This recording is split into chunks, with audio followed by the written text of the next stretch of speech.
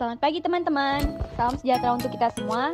Di sini kami akan membahas mengenai isu terkini terkait penyebaran HIV. Dosen pengampu kami ada Ibu Dwi Sulistyawati, SSIT, MKes, dan Bapak Nurse Gusti Barlia, Eskep, MPD. Namun sebelumnya saya akan memperkenalkan anggota kelompok kami. Yang pertama, Anissa Kairia. Yang kedua, Salifah Rama. Yang ketiga, Rini Sriwayuni. Dan yang keempat, Septi Wulandari. Dan saya sendiri, Sumarni. A. Klasifikasi klinis pada indikator kategori C maupun kategori A3 atau B3.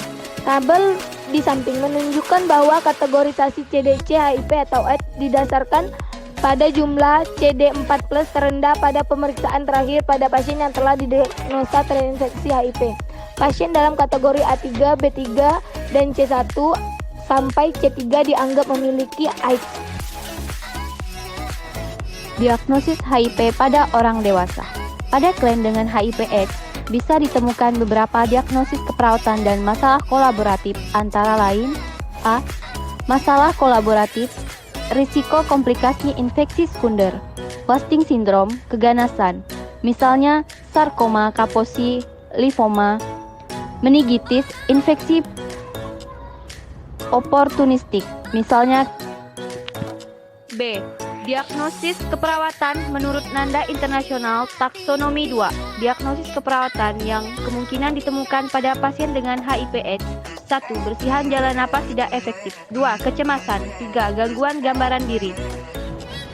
Klasifikasi HIV menurut WHO. Klasifikasi stadium klinis HIV atau AIDS menurut WHO dibedakan menjadi 4 stadium, yaitu A. Stadium 1 atau tanpa gejala, B. Stadium 2 atau penyakit ringan, C. Stadium 3 atau penyakit lanjut, dan D. Stadium 4 yaitu penyakit berat. Cara penularan HIV. Cara penularan HIV dan AIDS. Yang pertama, penularan HIV dan AIDS dari aktivitas seks sama jenis. Yang kedua, penularan HIV dan AIDS melalui hubungan seks di tempat lokalisasi. Yang ketiga, penularan HIV dan AIDS sejak bayi berada dalam kandungan. Beberapa isu terkini terkait penularan HIV/AIDS. Yang pertama, orang dengan HIV lebih rentan terkena COVID-19. Kedua, peneliti temukan kekebalan tubuh tertentu dapat melawan HIV. 3. Moderna bakal uji coba vaksin HIV ke manusia.